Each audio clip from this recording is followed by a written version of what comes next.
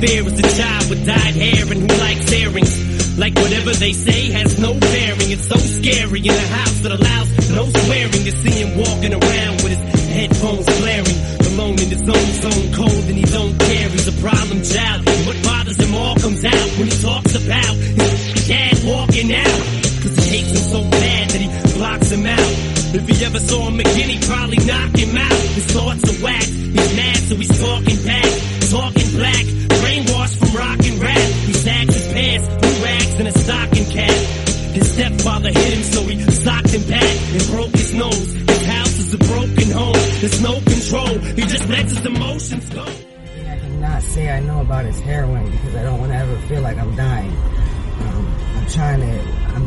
I like uppers. I like to feel like I'm alive, but I don't like an upper that keeps me lasting for long because I'm not miserable like how people get, there's levels to shit. Meth, you know what I'm saying? Crystal meth and Molly are long lasting. You need that effect for long. People who do cocaine and are not, they do it and they're functioning, those people, they can, I don't know. And I'm like really high as fuck right now and I don't like that type of shit, so I don't mean to tell you my business, but I'm super high because I feel like people don't know what the fuck they're doing to people and they sell shit that's fucked up and that's not good. That's not cool. Like,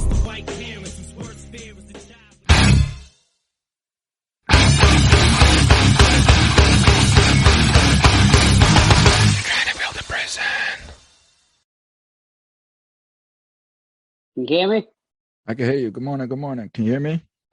I can. Okay. Got your little young Mark Wahlberg thing going, huh? You know what?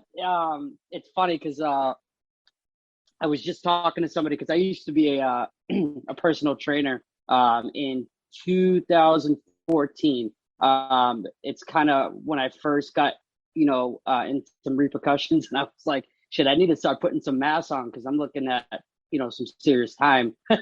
So I worked at a gym, got things going, and I ended up getting pretty big. And everybody that came in there was like, "Hey, you look like." Yeah. And it was funny because it was a hotel gym, so like it was an actual gym, but it was in a hotel, so we were getting like new faces every day. So it was like it was like literally every day. But it's just funny stuff like that. And honestly, I'd rather take that than some other people. You know what I mean? There's no question. So, good morning, brother. How you doing?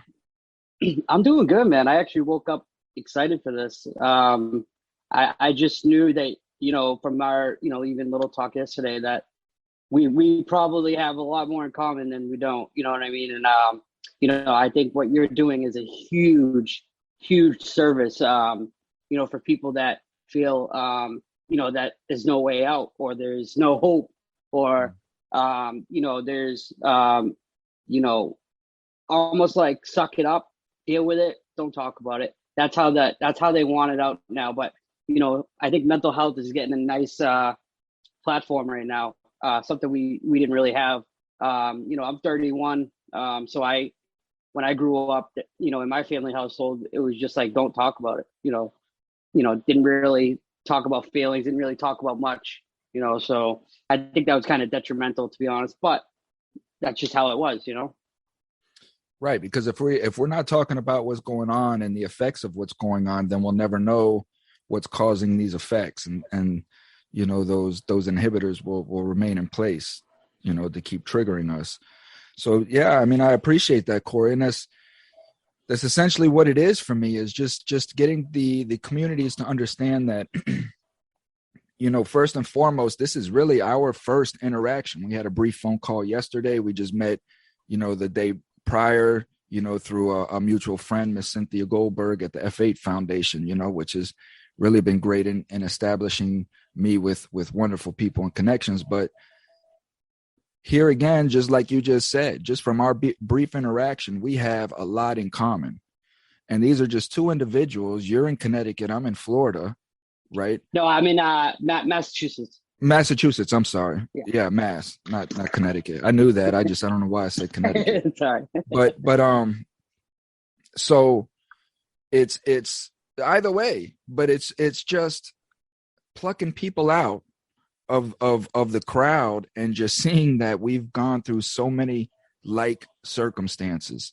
And when I go live on TikTok, right? When I go live on TikTok, I'll meet people and we'll talk about the same thing. And you'll just be amazed at how many people are like, oh, I was incarcerated, or, my father was incarcerated, my brother, my uncle, somebody has been through this system and a family has dealt with it, but nobody's talking about it.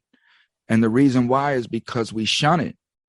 You know what I mean? As soon as somebody finds out that we had something to do with prison, we're labeled as a criminal. We're labeled as dangerous. We're labeled as, just whatever comes through that person's mind, but it's all negative, Right. And that is what is allowing the system to continue. So it's very important to speak out on what's going on.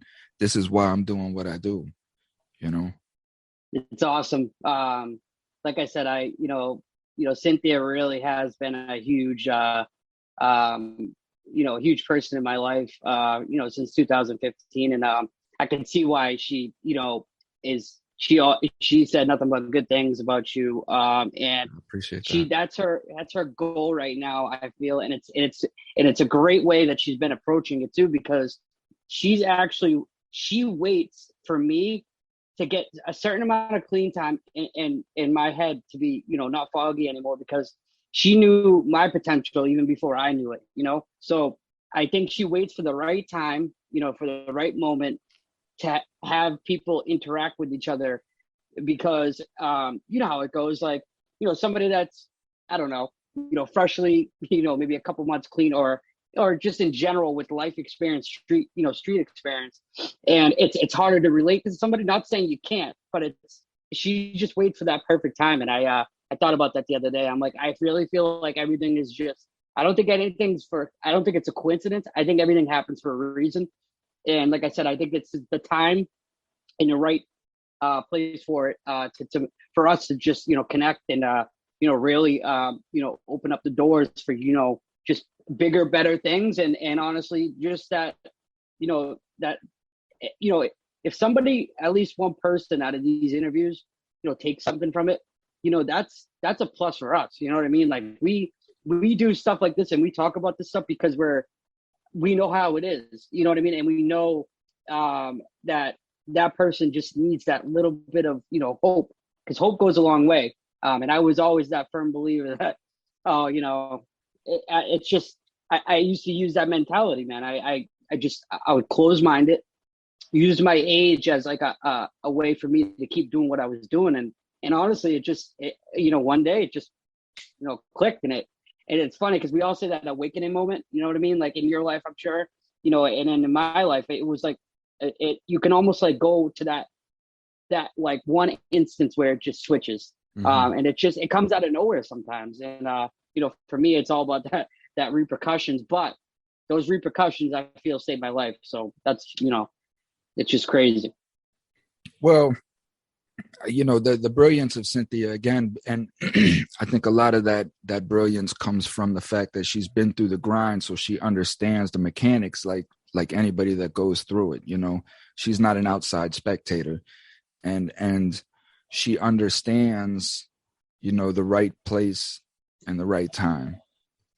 She understands that, and I think that's where she marvels in her beauty at. But everything that you said is spot on and is true. And this is why, like with my channel, I'm not worried about likes and subscribes or view count for that. First and foremost, YouTube pulled my monetization. So I'm not really here to highlight and promote their channel, but it's access to many, many people. And as long as the right people are watching my videos, right? For example, I have an individual by the name of Demel Dukes, right? That's in prison under this felony murder law. And Demel Dukes was involved in a robbery that ended up being a murder. He was not the trigger man, right? He would just went in for the gas station robbery, and his co-defendant ended up killing the man, and then they ran out or whatever. They both get felony life now because the juvenile law changed, right? The trigger man was 17 at the time, I believe. He was found, as a juvenile, but now that the law had changed, he gets to come home in 4 or 5 years, where DeMel Dukes is stuck in prison for life. Right. So Jesus. We ran that interview, and lo and behold, right, I get a comment from the victim's family. Right. And in that comment, you can go on YouTube under the DeMel Dukes and for the listener and see the comments. They're there. But in that comment, he says that he is the grandchild of the one that was murdered. He explains, the negative effect that this crime had on his family and whatnot. But at the end, he said that DeMel Dukes was the only one to show remorse through trial. The trigger man that's getting ready to come home showed no remorse and was actually staring the family down, like Mad Dog and the family throughout the trial. DeMel Dukes was the only one to show remorse, and his family was the only one to apologize, for the crime. And DeMel has shown nothing but remorse and humbleness throughout his whole sentence. So I reached back out, and he reached back out to me. He said he would like to come on the show and discuss, right, the events, and I'm waiting to hear back on that. So there's a lot of pressure on that, because you're talking about the victim's family now coming forward, speaking in defense of this man coming home. So this is why I build the channel, for that to happen. I wouldn't care if I got 10 views, but if it was just that one view that can change this person's life, that's the only view I'm looking for, like you said. So that's what, again, this is what the outreach is, so let's get into you, Cory. Who are you? So yeah, that was just, that's the stuff I love. Before I even say about those are just what needs to happen. And it sucks that, these YouTube are so, it's political based. Let's call it how it is. It's all political based. So like I said, I respect that. My name's Cory Cheney.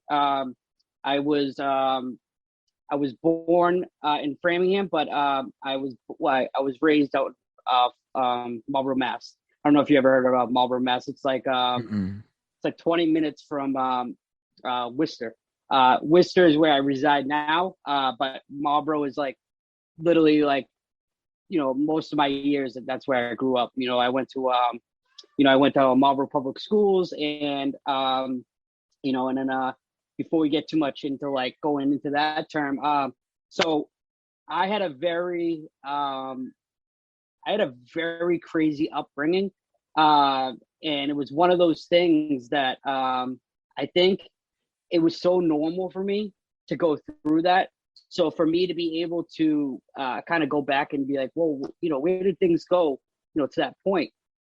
It was almost like chaos was normal. So I everything that I did, and it was chaos, it was just like an everyday occurrence, So it didn't really like feel like it was anything out of the blue. But I'd go to certain friends' house, and I'd be like, wow, like they don't have that going on in their house. And like, it's not that I was judging in a sense, but it was more or less eye-opening at times. So I have a sister and a brother, and my oldest brother is 8 years older than me. My sister's 4, so we're all 4 years apart. But me and my sister have the same mom and dad. Me and my brother have same mother, different dads. So your brother's half. You and your sister are full, and you're half brother. Yes. Got it. Okay. From my early remembrance, I remember DCF already in the picture, because my dad was, I'd call him like a fair weather dad, almost like he would come in and out and like acted like he was, doing great, but it was doing more harm than good, to be honest, because it was always manipulation and making let's make your mother feel bad because of what's going on, or let's just talk shit. And it was just like something I I saw that at an early age, and I was already had that mindset of like, wow, like I kind of already knew what manipulation was and kind of like what he was doing. So I never would try to feed into it too much. And it's crazy because that's like, I was getting that at like 6, 7, 8, I was already having that sense. And so what happened was, so DCF was in the mix a lot because my dad was physical, things happened. And then out of the nowhere, boom, my sister gets like sick. And we don't know really what it was. And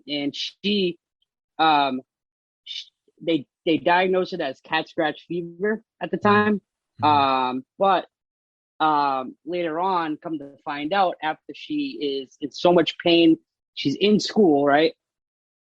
Hits her liver on the desk and in absolute pain, like ambulance had to come. Like that's like abnormal, you know what I mean? Like that there's something really wrong. And my mom was stressing to the doctors, check for cancer, check for cancer, check for cancer. And they never did. They said, no, all this stuff, right? So my mom is now pleading with them, which is absurd, check for cancer. And lo and behold, she has stage 4 non-Hodgkin's lymphoma. She has 18 tumors on her liver. So yeah, and it could have been, almost stopped earlier, or once it stopped, but like it could have been diagnosed. It could have been noticed earlier. Right. And it's like my mom, could have, was pleading with them. And it's just so crazy how like, that's just accountability, it's just like, anything that we'll talk about today is just like accountability, and so my sister's really sick and now I'm only 8. So she's really young. She's only 12. So I don't, because the chaos and everything that was happening, like, I don't really know what's going on. Right. So I was a wild child. So like, I could run amok and just nothing would happen because of circumstances, like sadly, you know what I mean? Because there wasn't so much attention on me. Obviously there needed to be attention on my sister. Right. So, that's kind of like where a lot of things would happen in my life, that kind of like, how we always try to go back, like, where did things start going wrong, or where do you see where we're supposed to, what I mean? Yes, that's called working on yourself, right? And so yeah, so my brother, he was actually 16 at the time, and he was a goalie from Marlboro High, very, very good goalie. Like, so he was very popular in high school. So like, what would happen was my mom, she worked at Raytheon for 16 years. Very good job. And since my dad was, that fair weather fan, he always showed up once to the hospital. And my mom had to quit her job or like leave her job and to be at the hospital all the time because, my sister, she was in bad shape. And, so that took away now. So my dad's not in the picture really. And this is your sister's dad, right? Yeah. And so it's now my brother, it's almost, he pretty much stepped up as like the father, you know what I mean? He took it as a role of like, okay, well, we don't have really anybody right now for the most part. Because my grandparents were working, they were still working at the time at Raytheon. And so, there was no eyes on me and my brother. And my brother was like a wild child too, and crazy. Kind-hearted at the time, but like very crazy. So I was at 8 going to high school parties. He was taking me everywhere I went. I mean, it was awesome for me. But I got exposed to a lot of shit that, kids at that age shouldn't have saw. And I don't blame him. I don't blame anybody. I don't blame any of those circumstances of what happened to me later on, because I think at the end of the day, even though you're around certain things, I feel like by blaming people, you don't get past that hump. You know what I mean? You don't play the victim too much because, well, shouldn't play it at all, but you know how it goes. It's just like, gotta pursue and gotta, press through.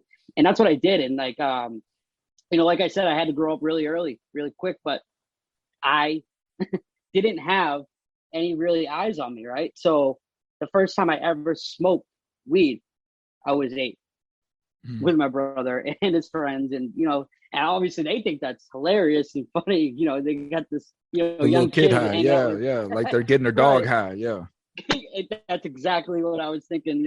When I was thinking about that, and it was. I mean, like I said, I know I shouldn't have been around that stuff, but those are like awesome moments I had because what brother doesn't want to be hanging out with their older brother at that time, even though the circumstances were bad because of that.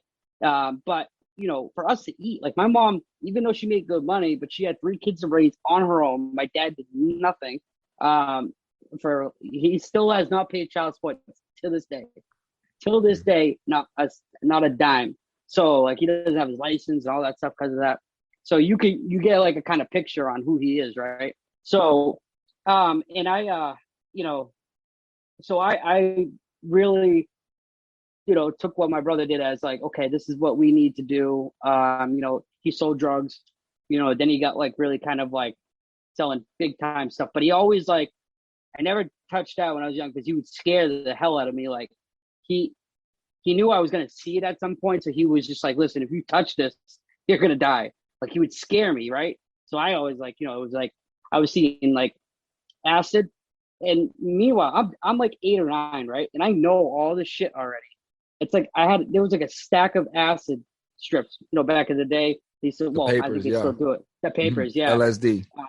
Yep, for like raves and all that shit. That was like that scene then, right? Now what year we're is looking this? at so that was 1998 or like, and then into like 1999. So that was like the rave scene and like I was in what it. was it, the Chronic album? Remember that came out, the Dr. Yeah, Dre? man, yeah. I was deep. I was lost at that point. You couldn't tell me nothing there. And I'm bumping that stuff at my age, like hanging out with my brothers, listening to like Nas and Jay-Z and all that stuff. So it's like I was like reciting, like I'm thinking about it now, like lines that were like, oh my God, like at that age you listen to that shit. Yeah. But like I said, I mean, no matter how like crazy this seems, like how it like kind of started, it's just like my brother always would try to reel it in when he saw that something was kind of like, catching me smoking cigarettes and, like stuff like that. He only wanted to do it, like he didn't want me doing it without him. Like, or if I, him thinking like, okay, this is the way that I can control it. Meanwhile, he's only 16, so you can't like, he's still a kid himself. Well, let me ask you this. Let me ask you, did that music influence you at all? No. I think I was too young to grasp the substance behind it. I knew, how I could recite lines, but it doesn't mean that I really knew what was going on. Because I'd be honest, that wasn't the thing that steered me into a certain kind of point. Because you'll hear later on, like it really wasn't, But was it an impact in my life? And I something I always remember. Yeah. And it always brings back memories. Listen to certain songs and stuff. So I don't take it as that. But yeah, so so I'm with, my brother all the time, like, cause he's selling drugs, and for us to eat, because, they weren't really leaving money. My mom was in the hospital. Literally, they were like living at the hospital because my sister was on like life support for like 6 months. The chemo, radiation, all that stuff wasn't even working. So it was bad. You know what I mean? It was like real bad, but I didn't know what was going on. You know what I mean? Like I knew my sister was sick, but I didn't know how bad it was. Right. So like, I'm going to like these like cool events and not knowing like, hey, this is like some serious shit. This is the reason why you're like kind of like around this stuff. But my brother always tried to like be that supportive, role to make sure that I was okay and that we always had something to eat. I always had money in my pocket. He would make sure I was taken care of. So he stepped up big time, even though it wasn't like good things, but people don't understand when like you're from like the streets and how like things, go. That is survival. That is what needs to happen in circumstances that are not the best hands that were dealt. And like I said, I would never trade anything in that I've gone through. And I think that's something that, like I said, it shaped me early. Like literally, like it kind of like I said, it didn't like those musics and those things didn't influence me, but it also those are where my roots are. You know what I mean? That's where I learned a lot of things. And like I said, his memories are like insane. And so what ends up happening is we're getting a little older. Like I said, my sister's still in the hospital. And so one day, we're going to the hospital. I guess, yeah, my mom called and said, told me and my brother, like, you guys got to get up to the hospital. So apparently what they were doing on the side was with like my grandmother, my grandfather, you know, the people that were like involved in our family. You know, they said, listen, we got to start picking out, you know, some burial plots and caskets and all that stuff, because it doesn't look like she's going to make it. So they just told me that part, but all the other things, they clearly, as an adult, they would be doing that stuff. I wouldn't be, but yeah, just stuff that you hear from the side and stuff like that, right? Yeah, exactly. Like you're catching little conversations tidbits here and there. And you try to put it together, yeah. Yeah, and like I said, it's just like I knew something was bad, but I didn't know how bad, right? Mm-hmm. So fast forward a little bit. Now it's getting real, right? So now, like, you know, now the final rites, you know what I mean? When they come in and they, you know, they do the oil, they don't do it for everybody, but they do it for, you know, it's a religious and it's a very good way to get the whole family together to be in the same moment for the same thing. So I remember vividly, you know, being in the hospital and them putting the oil on our forehead and, you know, everybody's saying, you know, prayers and goodbyes and all this. Cause we didn't know if like when it was going to happen, but it seemed like it was going to happen very soon. So when we were there, you know, we came back, like I said, I was so young. So it's not like, you know, grief. I didn't know how to handle grief or anything in that sense. Like I didn't know what was going on really. Right. So out of nowhere, right now, this is shit that's in the books now. And this is like, you don't believe in God. I don't know what to say to you, you know, like, you know, I know people have to have experiences, right? But so, like I said, the chemo and all that stuff wasn't working, right? Nothing shrank, nothing did anything. She had 18 tumors on her liver, 18. So after she got, you know, the final rites, and I'm not even joking. This is, like I said, this is all in the medical books and everything. Out of nowhere, like 2 days later, all of a sudden the tumors just started shrinking out of nowhere. The doctors were like, we haven't been doing chemo or any kind of radiation anymore, so we don't know what's going on. So little by little, they just started shrinking and shrinking and shrinking, and then to a point where now, boom, she's off life support. Right?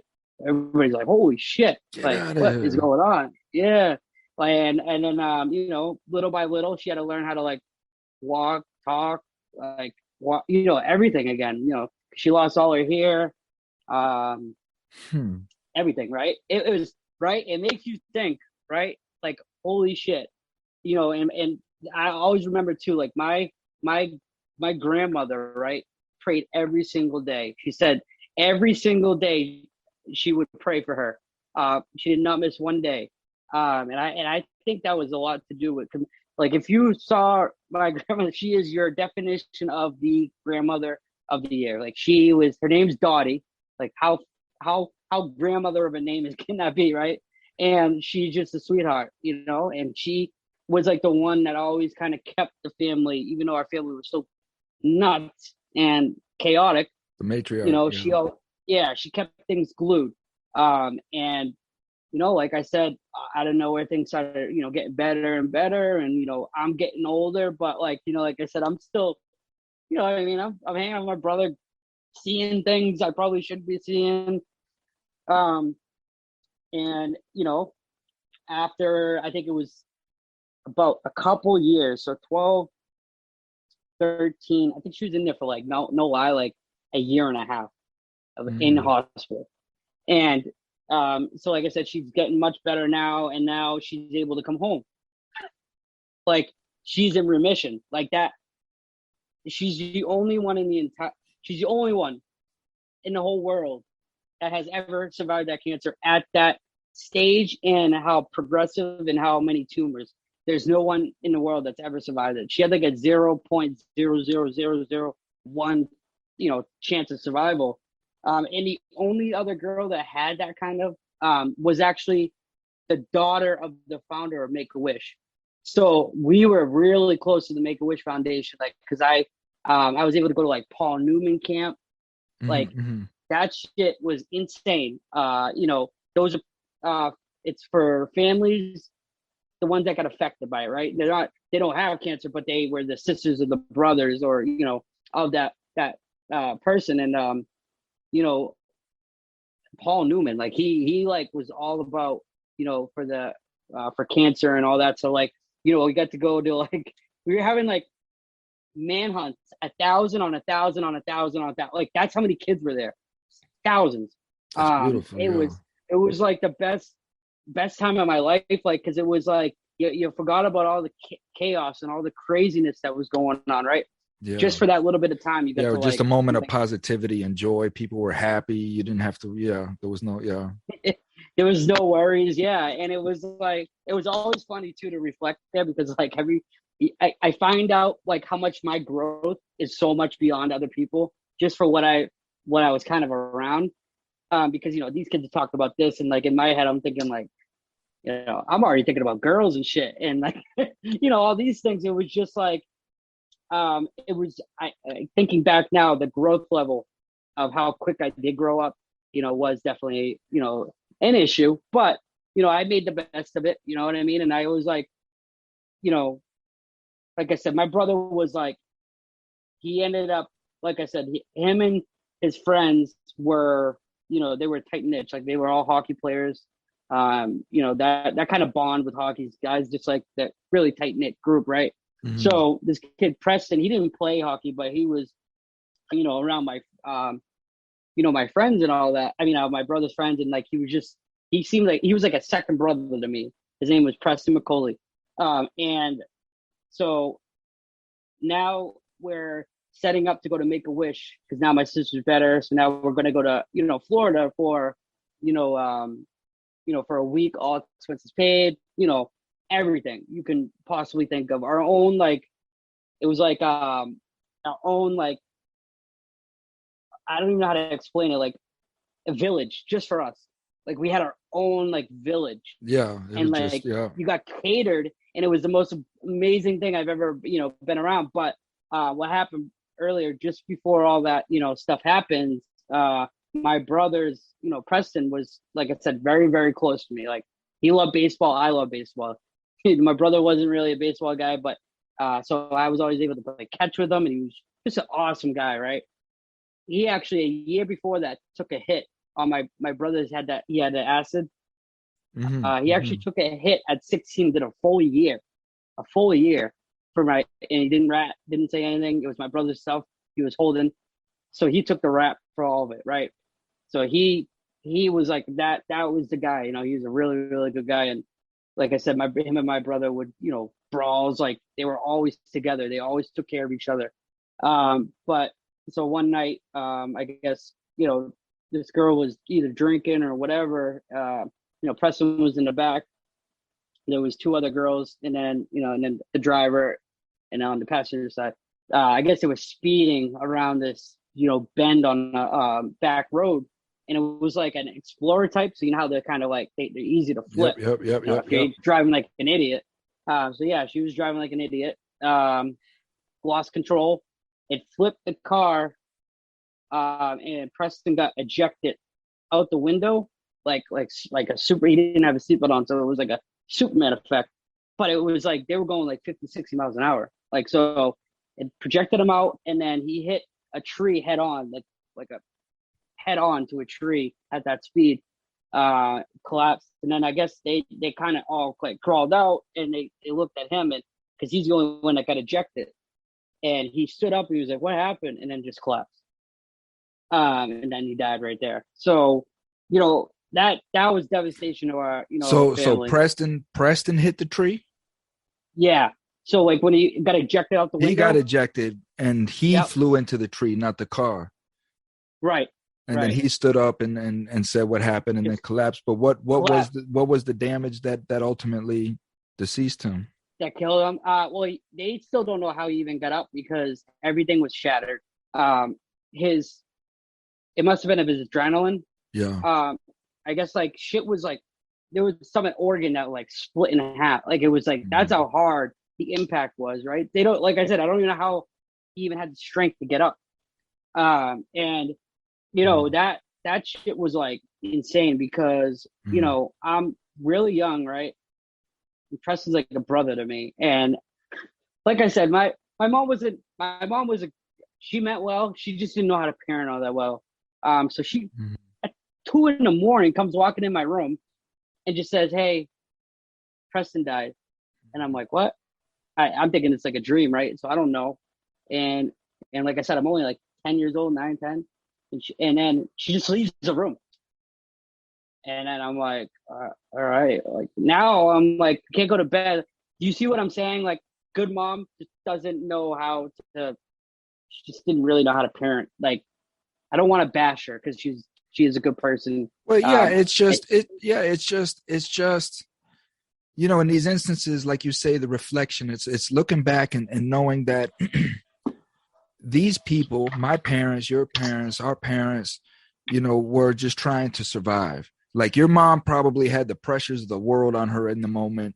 She's got bills. She's got all this shit. Now she's got to deal with your best friend. She don't know. She don't have time for this stuff. You know what I mean? And it's just, listen, your best friend is just got killed and went back to figuring out bills or who, whatever, you know, and as us as adults, you know, now that helped me with my grieving and my blame as what we said earlier, because it allowed me to process and step out of me blaming and saying, well, before I blame this, let me just look at life from their shoes.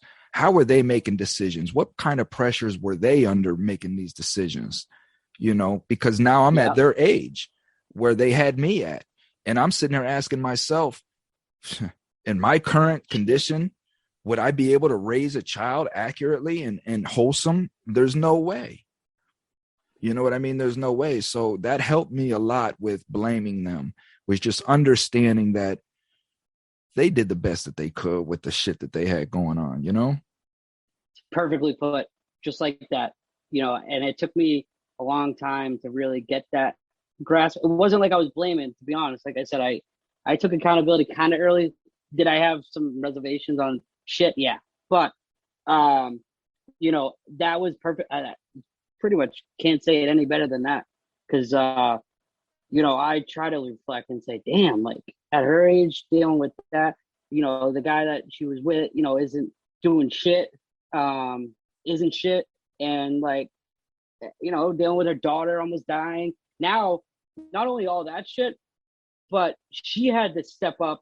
We had like I'm not even kidding, because like we got very blessed when it came to like foundations and like people, you know, donate. Like we got taken care of because how devastating this whole thing was and how like impactful it was to, you know, all of us. And you know, people did us right. Like, and as like a community, they stepped up huge, and I can never fully thank them enough.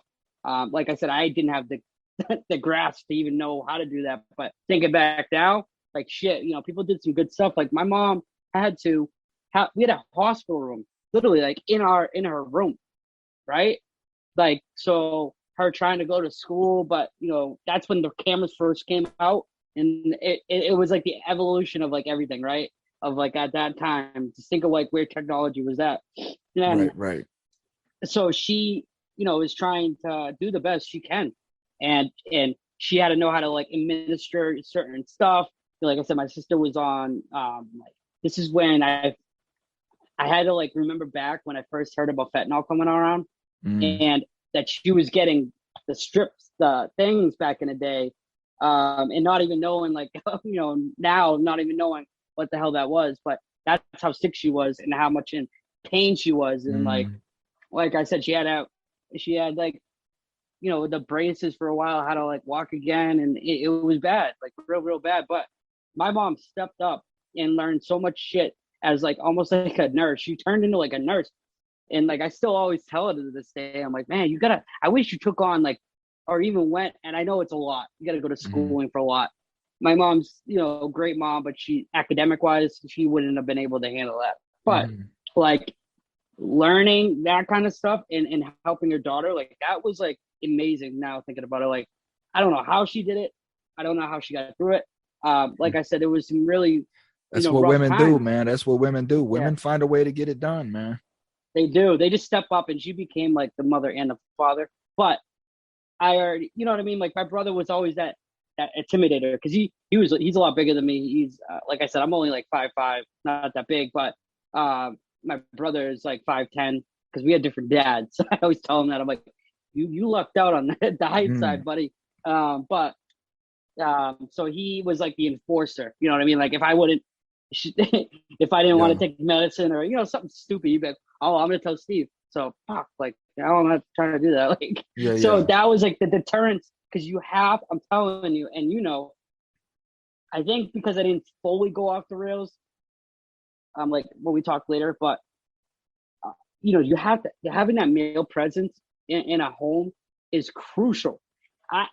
I cannot stress that enough of how important a male role model for kids' development, especially boys growing up, of having that male role model to really guide you. And granted, I got that, but in a different form. So think like I had like a father brother, which is so weird. But that's how it was. So he wouldn't just handle things of like, okay, as a brother thing, but it was like, it's almost getting in trouble now. Like, and then it's thinking, I always look back at it that I'm like, holy shit, like, he did step up too, huge. Like I said, I was the youngest out of the whole family. So like, he did what he felt was right. And I can't thank him enough for that. And these are the issues though too, is because now you have a young man that should be worrying about getting his life in place, getting his career started, and what he's going to do with his life. He's placed in the responsibility of a fatherhood, you know what I mean? Right. And has no idea how to even be that. So these are the circumstances. These are the domino effects. So continue. What's crazy about that too is like, because obviously there's so much you can't. I'm loving this conversation, by the way. This is medicine for us, right? This is stuff that helps us, get our shit out and then process and really evaluate, So my brother actually, shitty enough, like I said, I remember I told you my mom was a good mom, but she had a lot of faults, right? Mm-hmm. So when my father, right? So he was in my life until 5. Like he was in there sporadically, but he was in my life till 5. My mom lied, and so did he, about who the real father was. So my dad wasn't his dad, but he thought it was his dad. Right? So, and my dad was very abusive. So your brother didn't know he was a half brother? No, not at the time. Not when he was really young. No. And you want to know what's crazy is, and these are things that I have a hard time forgiving, not as like a way of like not moving forward, but a way of being like, those are lessons that I would never do, ever. And I'm not here to like I told you, I'm not here to blast anybody. This is what happened. It's just about understanding. Right. And this is going to help other people, like really just being able to grasp those tough talks that we were never able to do. And like, the fact that he didn't know who his real father was until he was 16. That's fucked up. Beyond fucked up. And that really fucked with him bad. But was he calling your dad his dad? He was under the impression that this was his father. Yeah. Yep. Oh. Because his father, that he actually has, like I said, there's so many like weird things that happened later on. So how did he find out? So I think it slipped up in a conversation, and my brother found out. Like it was like an accidental. Always comes out, man. The truth always comes out. And my grandparents, I guess, were trying to say like, you need to tell him. You need to tell him. But they felt like it wasn't their place. But I'm always saying like, damn, like shit, I would have said something. You know what I mean? Like I get it. It's easier said than done, right? But it's also one thing that shouldn't have happened, right? Because my father was a piece of shit. Like, he used to beat on him, all that stuff. So like, he always used to probably feel like, fuck, like why is my dad doing this only to me? Like, why does he treat me like this? You know, that because he thought about that shit. You know, hearing that later kind of fucked with like me. Like, damn, like, you know, I wouldn't wish that on anybody. And like, you know, and then one thing that I can always say that I'll never forgive was my mom, when she was like 7 months, about 7 months pregnant with me, and my dad used to come home whenever he felt like it, would disappear at days, and my mom just held us, just was a mom, you know what I mean? Like, she said whatever, like, it would just handle her shit. But you know, he put her out in a full blizzard, pretty much, you know, with the clothes she had on, made her sit outside, and had my sister sit at the top of the steps and not let her in until he said so. And my mom's like pounding on the door. I could have got killed. Like, she could have got killed. I could have got killed. And just to think of like a man doing that shit to a female. And that's one thing that always drove me, is I will not put my hands on a female. I will never. You just don't do that shit, especially if you're married and you got a kid with them like that. And like I said, I ended up finding that stuff out like later, but that stuff was starting to pop around as I got older. So you could see why I didn't want him really around, right? I knew he was my father, but like, he wasn't my father, right? So, and it was just so messed up. And to bring this conversation back where it was leading was, remember I always said we were going to Make-A-Wish. I was going there, and the support of the community and all that. And what was crazy was going to the Make-A-Wish Foundation to Florida, and Preston died like 2 days before. So he couldn't even go to the funeral. So think of how devastating that was, you know, and we didn't get to go and, you know, process all that shit.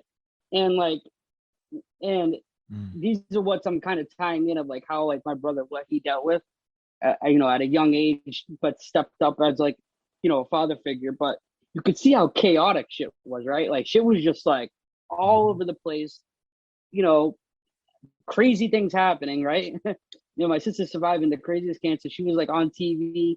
There's like a TV thing they had on her. And like I said, now my brother's trying to deal with the grief of his best friend, because they were going to go to the military together. That was their plan. So yeah, like you said, how my brother, you know, was taking care of me, but he was trying to get his future together, but he wasn't good in school. Like, all the girls did his homework because they knew like what was going on with my brothers, you know, with our family. My sister at that time was still in the hospital, so teachers gave him a pass, right? So it kind of fucked him up a little bit, because like, he took advantage of that shit. He took advantage, but then it also, now he doesn't spell. It hindered him, right? Yep. Yeah, hindered him, but very, very good with his hands. He owns his own business now. Like I said, we'll get into all these, that like where that ends up going, but yeah, like I said, dealing with that grief, and what's crazy is if I could bring even like a spiritual aspect to this stuff, right? Tying it back in to when Preston died, and when we came back, right, after that trip, which was great, but it was still weird because my brother just wasn't. He was there, but he wasn't there. You know what I mean? And I remember when I was younger, like when that happened, I ended up moving upstairs, right, to the room up there. Yeah, and I swear to God, I was getting like these knocks on my door, and I'm like going and opening, no one there. So I'm like not really thinking too much of it, right? Because I don't know any like what's about to happen, right? Yeah, hold on, like this is insane, and I'll document it. So, you know, all of a sudden I'm like, me and my brother are feeling like somebody was like coming and sitting at the edge of the bed, and you saw it kind of like the crease would go down. We're like, what the fuck, right? And at the time we didn't really, like, I told you that shit happened with my sister, right? So you would think I would have more of a believing of the spiritual, but I was still young. Like, I don't know. I have to see it, feel it, touch it to believe it, right? So then all of a sudden shit was getting like even crazier, right? And my brother was like I don't know what's going on, but I think that Preston's still around. I think he hasn't moved on yet because he died tragically, right? Like they say, like that when a soul dies, about I think Joe Rogan said they did this like measurement thing where they put somebody died, right? And then they weighed them right after they died, and they were it was like 3 point something ounces less every time a person. So no matter how big, small they were, that amount was always lower. So they're thinking that's energy that leaves the body, because we all have energy, it's like proven. So that the energy, I'm thinking you die tragically, right? Your energy in your life, you think you're still probably alive, right? Because you haven't crossed on yet. Because you didn't know. You're trying to say goodbye to people, but you don't know what's going on, right? So obviously we don't know all these things, but these are just what we kind of got wrapped together, right? So we met a lady called Maureen in Wyoming. I got to meet like Mick Foley back in the day, the wrestler, the Undertaker. Like that's what I was like. Mick Foley. That was Hacksaw Jim Duggan, wasn't it? No, well, he was Cactus Jack, Dude Love. Cactus Jack. That's what I know him as. Yeah. Cactus Jack. Yeah. Yeah, Dude Love. And what was insane is that we'd go to these benefits. I'd meet all these celebrities, right? Because it was for cancer, the YME, and all that stuff, right? They were very close to our family because that girl that I told you that started the organization, her daughter died of the same thing that my sister did, because her daughter beat it and then it came back. So she gravitated towards my sister. So we were like in the main circle, not just like in with regular YME. And I don't mean to sound like that's like any more special than whatever people did, but like we got to see a lot of shit, behind the scenes that you would, like I said, it's all documented. Insane. This girl Maureen, right? She was I'll never forget this. She was in that organization as a help, right? Because she had a gift, right? And like I said, I'm still young, so it took me like a while to understand kind of what was going on, right? But super interested. So she thought she was going insane. So she checked herself into a mental hospital, right? And they were like, nothing's wrong with you. You have like, I'm going to refer you to somebody. And it was a priest. She went to the priest, talked to the priest, and all of a sudden the priest said, listen, you have a gift. And his name is Michael, the Archangel Michael, was talking to her. And her gift was so strong and so big, and for like the organization she was at, that for a while she was finding missing children through America's Most Wanted. So she helped them out for a while, finding missing kids, dead or alive, because all the information was coming up right from Michael, right? But they wanted to hire her on full time, but she couldn't, because you can't take money from an organization when you have a gift. Like all these like scam artists, people that do that shit, they're not supposed to. They probably have the gift, but they're not supposed to take money for it. And that's like forbidden. It's like using yourself or using your gift as extortion, So she started working for YME, right? Because like obviously you still got to make a living, but you also can't use your gift as like a way to make money. So she worked for the organization, and so how I told you all that shit was going on in my house, like the knocking on the door, like my brother was he got a call, literally a voicemail from Preston's mother, but it was Preston. He saved it for like years. It goes, "Hey Steve," right with Preston's voice, and then it goes right to his mother's voice. Like that it gives me goosebumps even thinking about that. It was his voice. You cannot decipher his voice from his mother. It was so different. And he saved that forever. Like I don't know if he still has that phone. It was like the first phones in Nokia. Remember those ones? Yep.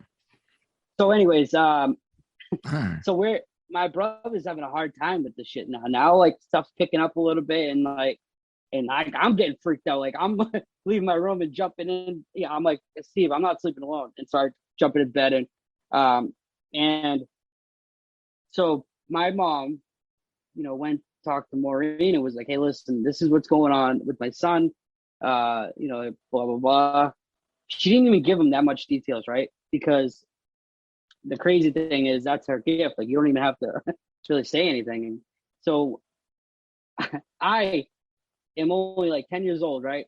Sitting in my living room, and my brother's there, Maureen, and a couple other people, right? So she talks to Steve and says, "Hey, somebody wants to talk to you." And brother was like, because my brother went into that like, hell no, like that shit ain't real. Like, he did not believe in that, right? Right. And then all of a sudden he looks at her and I look at her, and you could like feel, and I don't know what to call it, but there was like, you could feel energy in that, like somebody else was there but wasn't, like a higher form, right? And her eyes roll back to her head, and Michael was talking for Preston to Steve and said, "Hey, like, listen, that is me, and I just wanted to say I'm okay. I didn't want to cross on yet. I just wanted to let you know that, I love you, and like, take care." And dude, like, everybody was bawling, it was, and she was even telling stories that only my brother knew in Preston, nobody else. That's what confirmed him to like believe, holy shit, like, this is real. Like, this is actually happening. Like, and like I said, I'm not the only one that was there. It was like the whole, and they can all vouch for it. It's insane. And after that, right? Nothing. No more knocking. No more. It's like she made that happen, right?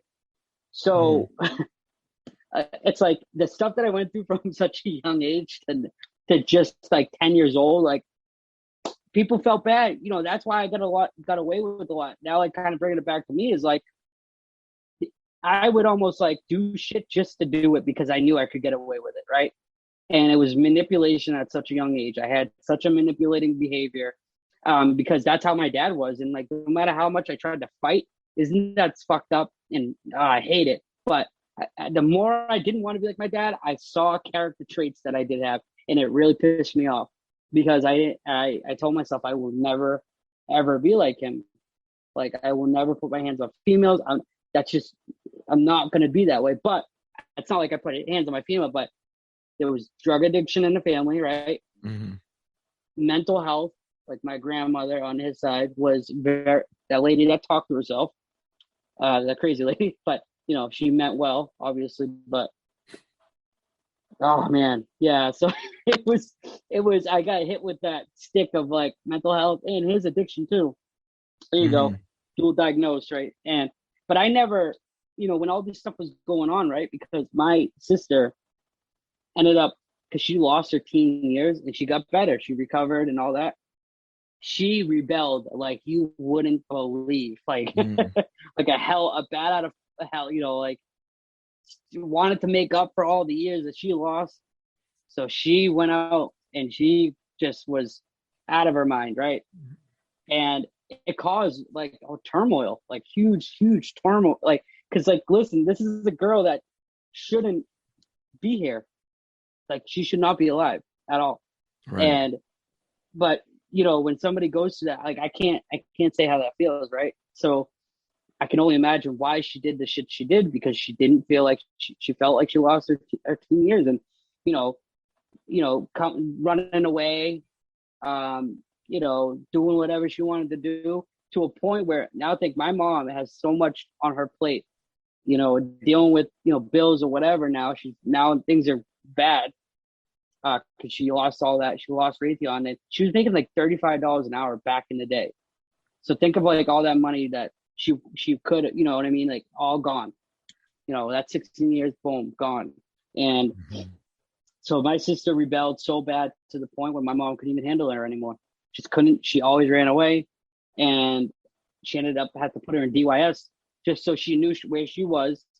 Not saying I believe in all that shit, but like, it's what needed to happen at that time. What is DYS? DYS is like a group home, like for kids that are wild, reckless, and it's a step before jail. So they put you in like that. It's almost like a section, but you're not an adult, so you can't section a younger kid, right? So that's the way of that. That's like, we'll put it that way. That's like a mini section, right? For younger kids that just do not listen, do not, unmanageable, correct. as they deem so unmanageable. Yeah. Right. Which, there's obviously underlying issues, obviously. And it's hard to discipline somebody that you knew that just survived that kind of shit. Like, how do you even, it's so hard. I can't even fathom doing that. So like all that shit that my mom had to deal with, that's why I always go back to saying like, listen, I knew she tried her best, with certain things. And, things were just out of her control. Like my mom is only 4'10". She's tiny. So she was scrappy, I mean, I used to see her beat the brakes off of some of the girls that, we're in our apartment and causing a ruckus for the kids. And that's what I was like, damn, my mom is crazy as hell. I wonder why I'm nuts. But yeah, so that's, like I said, it was just like something out of her control in a sense. But, you could see where the chaos started happening. And we just, as a group, we're just wild childs. And like I said, I had a great, so where my addiction, where I started seeing, because I smoked at 8, right? I drank a shot that same night. So I technically smoked and drank for the first time. I remember it was like a shot of vodka, and I'm only like 8 or 9 years old. And oh my God, I was like the worst thing I ever tasted in my life. Right. Yeah. So I'm like, I'm never doing that again. Like shit like that. But it actually was crazy because my brother told me the reason why he did that shit, which this is his logic, right, behind it, is he's like, oh, I was just going to try to get it out of your system. I'm like, what? But that's his thought process at that age, right? So you can't like fault him on it. But it's funny to kind of look back and be like, well, I mean, I guess if you're really thinking like that, but, and it kind of did in a sense, because from like 13, I would say, to like 15, I didn't smoke or do anything like that. I played baseball. Baseball was my thing, right? So, I ended up, really falling in love with the sport. So, when I started hitting high school, I went to a trade school. It's called Aspen Valley in Marlboro. So it's a tech school. So you can learn a trade and, academics. And so I ended up taking up carpentry. So, because my brother, started a business in 2001. He was like 21 years old because he got his life back together. Like I said, he was on like chins and all that shit. He was, like I said, he was fucking, chins is like almost like you have a probation officer and everything, right? So, yeah, he was fucking nuts. Like I said, and I remember seeing fights, like we'd go to places and shit would pop off, and I'd just see that little kid just sitting there like excited because my brother was nuts. So like he didn't lose many. I didn't see him ever lose a fight. And I seen him get into fights all the time, like beating the bag out of people, like, and it's just his mentality. Like now thinking, like, look at the bullshit he went through. Didn't even know who the fuck his dad was until he was 16, right? And then he has all this pent up anger. He doesn't like to talk about any feelings, no nothing, right? So that was like his way of kind of like, escaping and letting his aggression out, take it out on some other people. And he actually, like, I'm really exposing some shit on it, but I don't care. Like, this is my time to really just put, because a lot of people, I told them about this podcast and like what you were doing, what you were trying to accomplish in a sense, of like, and like I said, I love the message, and I told them like, hey, I'm going to be speaking on this podcast. Like, if you guys didn't know all the shit that I went through, I'm putting it all out there because I want people to know. Yeah, because if you think about it, like, I feel like my first big podcast on, with a guy that's, aligned with the same views as mine, I want to put so people know who the fuck they know who I am, and I'm not going to sugarcoat shit, and I'd rather. Well, history has to be told. History has to be told, and it has to be told accurately, because this is for documentative purposes, because how I'll summarize all of this in the end will just wrap up again, just things that goes on in every community, damn near almost every household, Right. So like the things that you're saying, is gonna resonate with so many people. You know what I mean? Yeah. Yep. And I think it's amazing too, because it's really like, that's my truth. This is what, I went through and why kind of things spiraled the way they did. And like I said, and you knew, I said right off the rip, I'm not blaming anybody. Mm-hmm. I take accountability. Trust me, it took me a while to get that part, but Mm-hmm. that's called growth, and growth takes time. You're gonna, most times addiction in itself, it takes, 1, 2, 3, 4. You never know. And it's the whole point is you can't, if you mess up, you have to get back to it, because if you don't, that's where you're not guaranteed another day in life, because look at our statistics are not on our side right now, for what's going on. But it doesn't mean that you have to be, what I mean? You can be that person that can change. And, if I can have a message that kind of resonates with, just anybody, I feel like anybody can take that, run with it, and have hope and succeed. And like, I heard stories that definitely helped me, help me get my shit together in a sense, because, and even like caring about your, so I don't know everything, but just from what Cynthia told me, like you've been through a lot. So it's like, knowing and talking to somebody that's been through a lot, that's even better. That's why we're doing this, is like I said, it's like, this is like our medicine. Like, this is what we do to, get better and spread the message. Cause you obviously been very, very suppressed by the political side of all the bullshit that's going on. So, it's good that hopefully, they get my ass on there. They're going to freaking ban me on there. Yeah. I don't hold back. And like I said, so kind of going back to that, with my brother and my sister and like where we were at as a family unit, it was very chaotic. So my sister never graduates, high school, which is sad, and we were all trying to like I was very good at school. Well, I wouldn't say I was very good in school. From when I was young, I was that type that didn't have to study and I could still get manageable grades. And I in high school, once it got to that point, like I was like a pretty good athlete, in Assabet. I did my work, didn't really have to study, and I got to mess around. Teachers didn't know how to really handle that. You know what I mean? Because what do you discipline him? He's getting good grades. Right. What? And he's an athlete. Like, what do we do? Like, right. We can't, like, they try to discipline me. I didn't listen. Like, I was very rebellious, but yeah, they couldn't figure out how to challenge you. No. And my nephew, right? Actually, even the break on that, my sister was never supposed to have kids because of chemo, radiation, all that stuff. You're not supposed to have them. So just another miracle shit happened. She has 5 kids. 5 kids. Yeah. And actually one of them, Thomas, is like who I kind of was. And I can see where he he's just turned 15, right? 6'4", like 2 something. It's a monster already.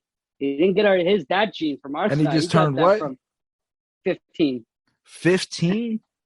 Yeah, he's huge. Good God. Yeah. Plays basketball and all that. But I'm finding out he's hanging out with certain, I got to kind of, put his ass into shape, make sure, my brother's doing a good job with that too.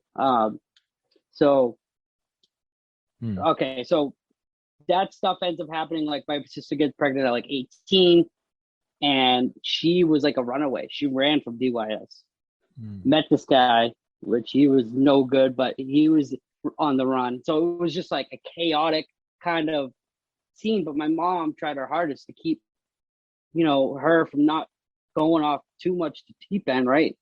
But she ended up her first child my mom ended up taking custody of her, so that she could have a better, like, because you know what the hell my sister was gonna do, because like I said, she has the genes like of my father, the bipolar, and we don't even know still to this day. She's got to get checked on certain things because of what she went through, right? Of course, yeah. And when you're on life support for that long, that fucks your brain up bad. The oxygen to your brain, and it's just, I feel like that's a very crucial thing that happened. Yeah, and that's why like I said, like our family, like I said, is very toxic and always fighting, and I could see why, like, she would say things like wild. You would be like, what the fuck? Where did that come from? But it's just, it wasn't her fault. I couldn't always blame her in a sense, because I felt like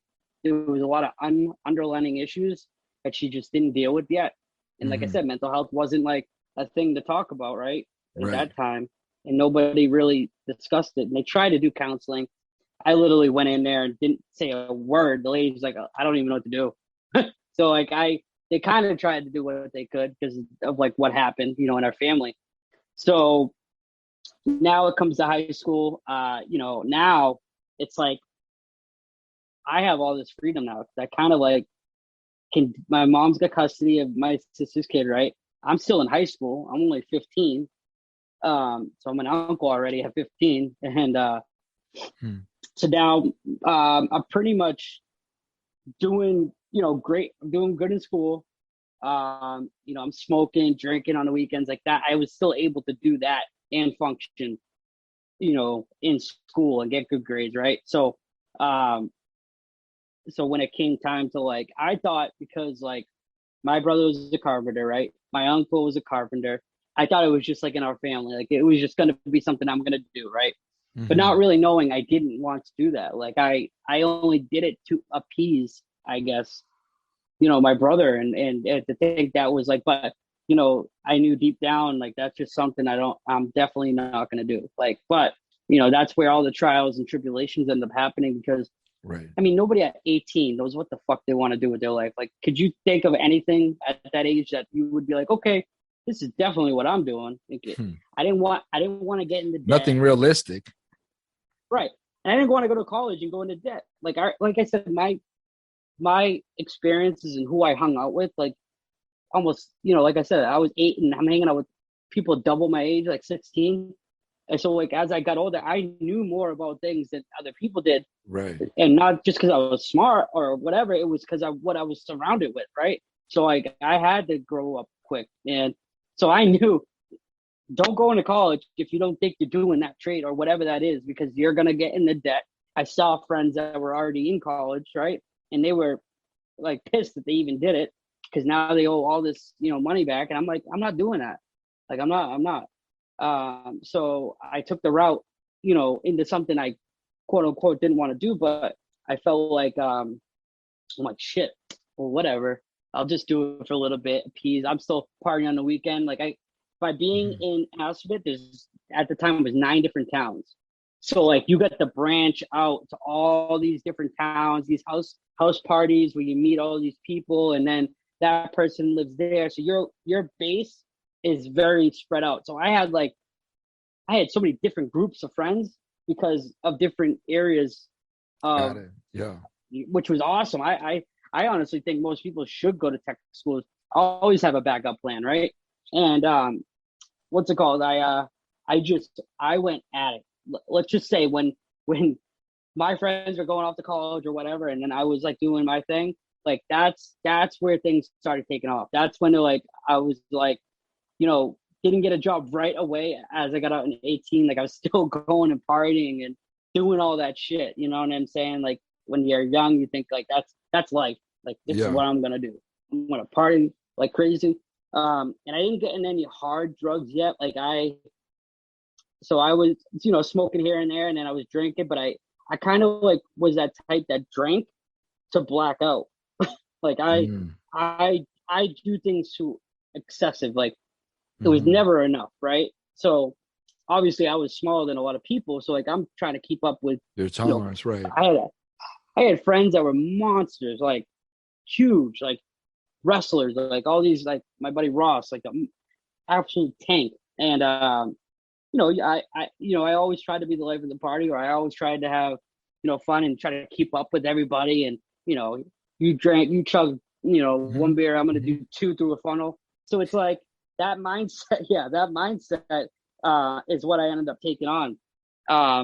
And I just remember how like at one point I'm like, I was thinking like, shit, my brother was like, dude, what the fuck are you gonna do with your life? Like he said, like he made like a comment, right? As I was going out, and he saw that, you know, but I ended up getting a job at Monarch Supply, but I was like the receiver. So like I was handling the fork truck and bringing in paint, Benjamin Moore paint, and all checking in all the supplies for the store. So like, you know, it rapidly changed to a full-time job, and I haven't never done that before, right? This is my first like real job as doing like, you know, for a company. And I was doing like 40 plus hours, right? So somebody that hasn't done anything like that and they jump right into that, it's, you know, it's a lot. And I'm trying to do my best, you know, because I'm partying on the weekends and I'm doing you this. still got to I got all that stuff that I feel like I need to do, right? So I'm not sleeping much, waking up hungover or whatever. And I just remember getting to a point where I was like, fuck, like that's when I saw drugs starting to kind of take over. I saw my buddy was like breaking out of line one time and I didn't know and he's like, oh, it's coke. And I'm like, and I always told myself I was never going to do that because that's what my dad did. My dad, that was his drug of choice. So in my mind, I'm like, I can't do that. Like, but you know how, you know, temptation is a bitch, and temptation will hit you when you least expect it. At your like weakest point. Yeah, it will find its way. It'll bite you like when you're not ready. And that's really what ended up happening is like, you know, I tried that and I was like, oh shit. And like I said, that was my first one. So you know, it's like that, you're never going to even hit this, like savor it now, buddy, because that ain't coming back. So, you know, that's what happened. And I was very, like, I think I had like a very addictive personality, and it ended up showing in drugs. So like I would obsess. And even with baseball, you could even stem it back to when I was younger, right? Like if I went like 2 for 4, I was pissed because I'm like, well, why didn't I go like 2, 3 for 4, 4 for 4? Like, you know, I was very critical of myself at a young age, and I was very competitive, like super competitive, like where it's bad. And so when that kind of happens, it really shifts you to a point of like obsession, right? And how obsession can turn, you know, really bad. And that's what ended up happening is just like I had all these groups of friends, so there was always something going on, right?